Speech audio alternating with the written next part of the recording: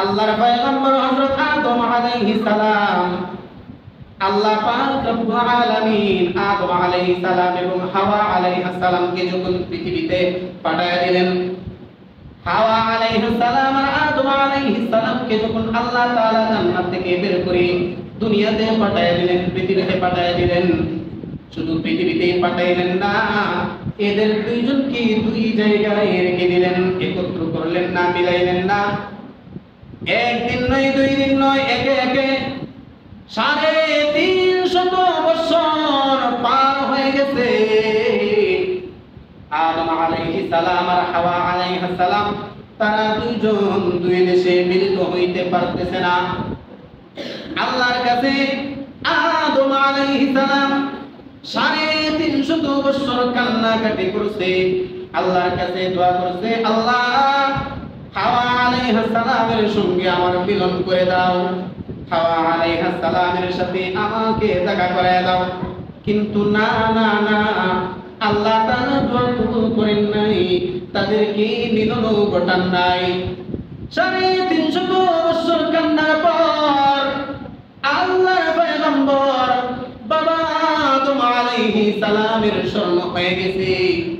আদম আলাইহিস সালামকে যখন আল্লাহ পাক রব্বুল আলামিন সৃষ্টি করে আরশের নিচে সিজদায়রত অবস্থায় রাখছিলেন, সিজদায়রত অবস্থায় রাখছিলেন। সৃষ্টি করার পরে আদম আলাইহিস সালামের ভিতরে আল্লাহ পাক রব্বুল আলামিন যখন রূহ দান করলেন, যখন ভিতরে রূহ দিলেন, রূহ দেওয়ার পরে আদম আলাইহিস সালাম সিজদা থেকে মাথা উঠাইলেন। বলেন সুবহানাল্লাহ, সুবহানাল্লাহ। সিজদা থেকে মাথা উঠানোর পরে আদম আলাইহিস সালাম আরশের পায়ের নিচে তাকাইলেন, আরশের চৌকাঠের উপরে তাকাইলেন। আরশের চৌকাঠের দিকে তাকায় দেখে লা ইলাহা ইল্লাল্লাহু মুহাম্মাদুর রাসূলুল্লাহ সাল্লাল্লাহু আলাইহি।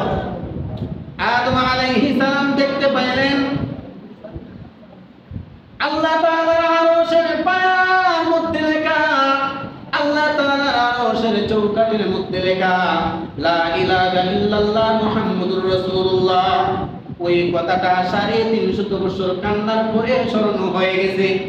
আদম আলাইহিস সালাম বললেন, আল্লাহ আমাকে যেদিন রূহ দান করছিলেন, আমি সিজদা থেকে মাথা উঠায়া আমি আপনার আরশের মধ্যে দেখতে পাইলাম তোমার নামের সাথে একটা নাম, যে নামটা হলো মুহাম্মদুর রাসূলুল্লাহ।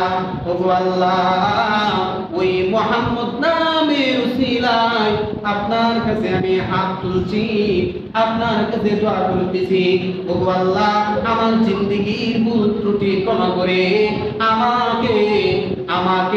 আমাকে হাওয়া আলাইহিস সালামের সঙ্গে মিলন করায় দাও। সুবহানাল্লাহ। এত আস্তে বললেন সুবহানাল্লাহ, সুবহানাল্লাহ। আল্লাহ পাক রব্বুল আলামিন বাবা আদম আলাইহিস সালামের দোয়া মুহাম্মদ নাম নেওয়ার সাথে দোয়া করার সাথে সাথে আল্লাহ তাআলা কবুল করে নিলেন। বলেন সুবহানাল্লাহ, সুবহানাল্লাহ। আল্লাহ দোয়া কবুল করে 350 বছর পরে দোয়া কবুল করার পরে আল্লাহ পাক রব্বুল আলামিন হযরত আদম আলাইহিস সালাম এবং হাওয়া আলাইহিস সালামকে আরাফার ময়দানে মিলন করিয়ে দিলেন। সুবহানাল্লাহ। আরাফার মাঠে যারা হাজী সাহেব হজ করতে যায়, আরাফার ময়দানে যদি কেউ না যায়, আরাফার ময়দানে যদি অবস্থান না করে, তাহলে ওই হাজী সাহেবের হজ হবে না, আল্লাহ তার হজ কবুল করবে না। এই জন্য হাদিসে পাকে রাসূল বলছেন, যখন কোন হাজী সাহেব আরাফার ময়দানে যাইবে আর আরাফার ময়দানে যাওয়ার ফলে আল্লাহ তার হজ কবুল হয়ে গেছে, সে নিষ্পাপ হয়ে গেছে।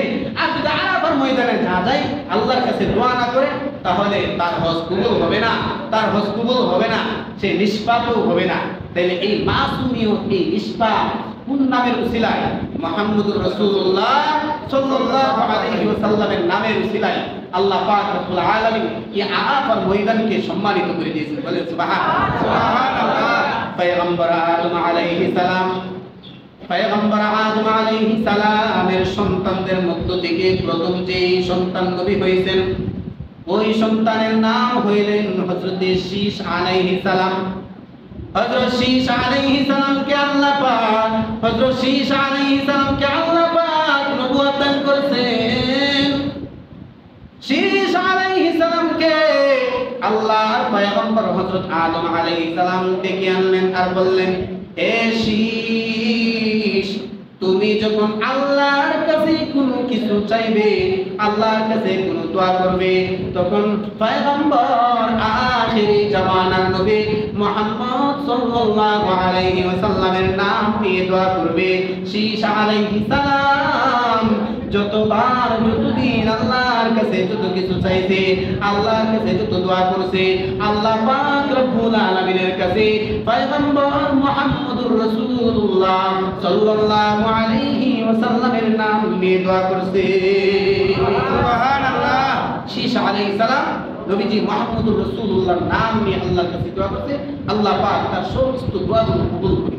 এই জন্য মাসআলা হলো রাসূল করিম সাল্লাল্লাহু আলাইহি ওয়াসাল্লামের দুরূদ যদি কোনো দোয়ার আগে রাসূলের নাম যদি কোনো দোয়ার মধ্যে না থাকে তাহলে ওই দোয়া আল্লাহ কবুল করেন না, ওই দোয়া আল্লাহ কি করে না, কবুল করে না। এই জন্য আল্লাহ পাক রব্বুল আলামিন আপনার আমার নবী মুহাম্মদুর রাসূলুল্লাহ সাল্লাল্লাহু আলাইহি ওয়াসাল্লামের দুরূদকে ইবাদত বানায় দিয়েছে, আল্লাহ নবীর নামটাকে ইবাদত বানায় দিয়েছে। আল্লাহ নবীর নামটা আল্লাহ পাক রব্বুল আলামিন সব জায়গায় রেখে দিয়েছে। কেমন ভাবে রেখে দিয়েছে? আরশের মধ্যে আল্লাহ তাআলার নাম লেখা, লা ইলাহা ইল্লাল্লাহ। আল্লাহ নবীর সাথে আল্লাহ নবীর নাম মুহাম্মদুর রাসূলুল্লাহ লাগায় দিয়েছে। বলেন সুবহানাল্লাহ। তাই নয়, এ মুসলমান ইমানদার আল্লাহর গোলাম শোনো, জান্নাতের যতগুলো দরজা আছে সমস্ত দরজাগুলোর মধ্যে আল্লাহ তাআলার নাম লেখা, লা ইলাহা ইল্লাল্লাহ। সাথে সাথে আপনার আমার নবী মুহাম্মদুর রাসূলুল্লাহর নাম লেখা। বলেন সুবহানাল্লাহ। তাই নয়, আপনার আমার নবীর নাম আল্লাহ তাআলা বাদে নাই। আসমানের যতগুলো দরজা আছে আসমানের প্রত্যেকটি দরজার মধ্যে আল্লাহ তাআলার নাম লেখা, সাথে সাথে আপনার আমার নবীর নাম লেখা। আপনার আমার নবী মুহাম্মদুর রাসূলুল্লাহ সাল্লাল্লাহু আলাইহি ওয়াসাল্লাম এমন একজন শ্রেষ্ঠ নবী মুহাম্মদুর রাসূলুল্লাহ, এমন একজন নবী, নবীজির নাম ছাড়া নামাজ হয় না, নবীজির নাম ছাড়া কোনো ইবাদত বন্দেগী আল্লাহ কবুল করে নাই। নামাজ যদি পড়েন তাহলে নবীজির নাম লাগে, রোজাও যদি রাখতে যান এরপরে আল্লাহ নবীর নামের সাথে সংযুক্ত আছে, হজ করতে যান আল্লাহ নবীর নামের সাথে সংযুক্ত আছে। এই মুসলমান ইমানদার আল্লাহর গোলাম আখিরি জামানার নবী মুহাম্মদুর রাসূলুল্লাহ সাল্লাল্লাহু আলাইহি ওয়াসাল্লাম তো শ্রেষ্ঠত্ব এত মর্যাদার অধিকারী নবীজি মুহাম্মদুর রাসূলুল্লাহ সাল্লাল্লাহু আলাইহি ওয়াসাল্লাম আমাদের জন্য হলেন মডেল, আমাদের জন্য হলেন আইডল। আমাদের নবী মুহাম্মদুর রাসূলুল্লাহ সাল্লাল্লাহু আলাইহি ওয়াসাল্লামের জীবনী যারা পড়ছে যারা পড়বে তারাই শুনতে, তারাই দেখতে পারবে, তারাই বুঝতে পারবে নবীজির চরিত্র আদর্শ এত উত্তম আর এত উন্নত ছিল। নবীজির চরিত্র আদর্শ দেখে কাফের কুফার পর্যন্ত মুসলমান হয়ে গেছে। নবীজি মুহাম্মদুর রাসূলুল্লাহ সাল্লাল্লাহু আলাইহি ওয়াসাল্লামের আদর্শ আর উত্তম চরিত্র এবং নবীজির শ্রেষ্ঠত্ব নিয়ে আল্লাহ পাক রব্বুল আলামিন পবিত্র কোরআনুল কারীমের মধ্যে অনেক আয়াত নাযিল করছে। এর মধ্যে একটা আয়াত হলো আল্লাহ পাক রব্বুল আলামিন বলেন, মুহাম্মাদুর রাসূলুল্লাহ ওয়াল্লাযীনা মাআহু আশিদ্দাউ আলাল কুফার রুহামাউ বাইনাহুম তারাহুম ركعا سجدا يبتغون فضلا من الله ورضوانا سيماهم في وجوههم من أثر السجود سبحان الله। আল্লাহ পাক রব্বুল আলামিন কোরআনের আয়াত নাযিল করে জানায় দিয়েছেন মুহাম্মদুর রাসূলুল্লাহ, মুহাম্মদ আল্লাহ পাক রব্বুল আলামিনের রাসূল, ওয়াল্লাযীনা মাআহু মাআহু আশিদ্দাউ আলাল কুফফার। আল্লাহ তাআলা বলেন মুহাম্মদ আল্লাহর রাসূল আর মুহাম্মদ সাল্লাল্লাহু আলাইহি ওয়াসাল্লামের সাথীবর্গ, মুহাম্মদ সাল্লাল্লাহু আলাইহি সাল্লামের সঙ্গী সাথীরা সাহাবায়ে কেরামগণ এরা একে অপরের প্রতি ওয়াল্লাযীনা মাআহু আশিদ্দাউ আলাল কুফফারি রুহামাউ বাইনাহুম। আল্লাহ তাআলা বলেন রাসূলের সাথীবর্গরা, রাসূলের সাহাবায়ে কেরাম এরা একে অপরের প্রতি সহানুভূতিশীল, একে অপরের প্রতি বিনয়ী, একে অপরের প্রতি খুব আন্তরিকতা। কিন্তু কাফের কুফফার বেঈমান মুনাফিকদের বেলায় কঠিন। ঠিক কি না বেঠিক? রাসূলের সাহাবীরা একে অপরের প্রতি খুব মায়াবী, খুব বিনয়ী, খুব নম্র ভদ্র, কিন্তু অন্যের বেলায়, অন্য বলতে কাফের কুফফার এবং বেঈমান মুনাফিকদের বেলায় খুব কঠিন। মুনাফিকদের বেলায় কি কঠিন?